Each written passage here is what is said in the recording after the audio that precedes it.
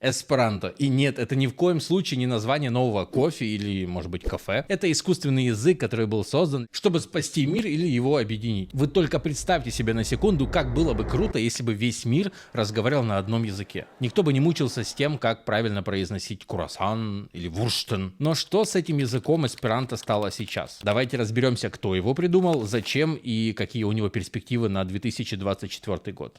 Или 25-й. Эсперанто был создан Людвигом Заменгофом в 1887 году, и назвал он его «Lingvo Internatia», что значит «международный язык». А сам Заменгоф использовал псевдоним доктора эсперанто, что буквально переводится как «доктор надеющийся». С таким именем трудно не стать оптимистом. Заменгоф сам был полиглотом. Он свободно говорил на русском, польском, немецком, французском, иврите и идише, и это помогло ему разработать новый язык. Место с доктора эсперанто. Но надеялся-то он явно много, но мир оказался чуть более сложным, чем он себе его представлял. Простота эсперанто. Почему это действительно легкий язык? Одним из самых крутых аспектов эсперанто является его логичность. Например, все существительные заканчиваются на «о», а прилагательные заканчиваются на «а». Так что «амико» — это друг, а «бона амико» — это хороший друг. В целом логика здесь такая же, как в конструкторе Лего. Берете и соединяете две детали, и из этого получается третья. А вдобавок к легкости построения предложений и словосочетаний еще и всего лишь 16 грамматических правил. Что может быть легче? И самое главное, никаких исключений. Я думаю, что все вы помните о том количестве загадочных исключений, которые существуют в английском языке,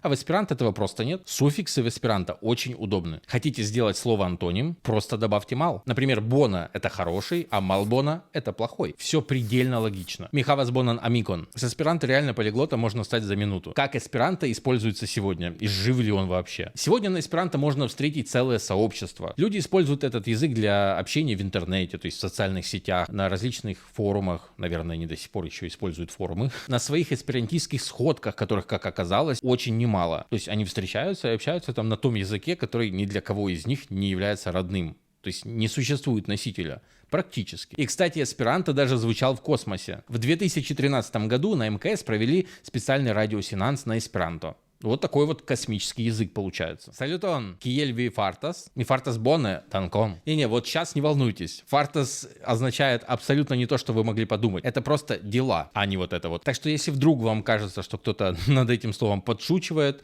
можете смело ему ответить. Ми фартас боне. То есть у меня все в порядке. Почему эсперанто так и не стал международным языком? И вполне логичный вопрос. Если эсперанто такой простой и удобный, почему же ему так и не удалось стать международным языком? Все здесь еще проще, чем сам язык. Дело в том, что в мире появился очень сильный конкурент. No Esperanto. I'm not joking. Английский язык, Голливуд, интернет, международная торговля – все это сделало английский глобальным языком. Но переживать за эсперанто абсолютно не стоит, он до сих пор жив. И представьте себе, что на нем даже книги выходят. Например, знаменитая Алико эн Мирландо, то есть Алиса в стране чудес, по-нашему. И знаете что? На эсперанто она звучит еще интереснее. Capitolo 2 della aventuroj de Alicio en Mirlando de Lewis Carroll, traducite de E.L. Kearney. Tio ci estas LibriVoxa son registraĵo. Cioi LibriVoxae son registraĵoj estas publikavaĵaj. Кувисатас Алисо эн Мирландо. Тебе нравится Алиса в стране чудес? А еще существует целый город, в котором все общественные знаки, указатели на эсперанто. И даже в школе изучают этот язык. Как вы думаете, где бы это могло быть? Свои догадки можете написать в комментариях, а я вам пока расскажу. В Германии. Город называется Герцберг-Амхарт. Этот город в Германии прозвали как город эсперанто, что вполне логично. Что здесь активно поддерживается эсперанто-культура, язык используется в общественных местах, на дорожных знаках и даже вывесках. И в целом у этого города очень длинная история поддержки этого искусственного языка. Вы говорите на эсперанто? К сожалению, нет. Нет. Нет. Нет. Так что рекомендую посетить, я и сам в ближайшее время планирую там побывать. С этим языком как-то все очень непросто. Я нашел информацию по поводу того, что эсперанто пытались сделать официальным языком в Лиге наций в 1920-х годах, но Франция заблокировала этот проект, так как предпочитала французский в роли международного языка.